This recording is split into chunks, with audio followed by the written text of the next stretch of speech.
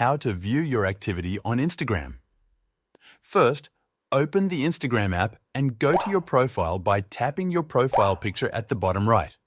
Then, tap the three horizontal lines at the top right to open the menu. From here, tap on Your Activity. This section gives you access to all of your interactions and account history in one place. The Interactions section shows all of your likes, comments, and other interactions. Below that, you will find Photos and Videos, where you can view, archive, or delete posts, reels, and stories. You will see Time Spent, where you can check how much time you have spent on Instagram.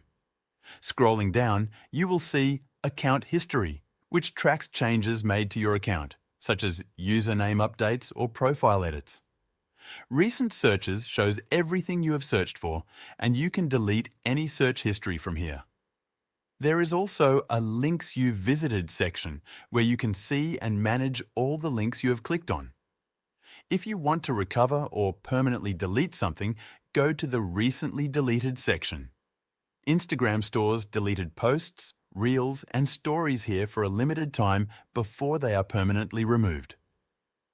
At the bottom, you will find the option to download your information, which allows you to request a copy of all your Instagram data.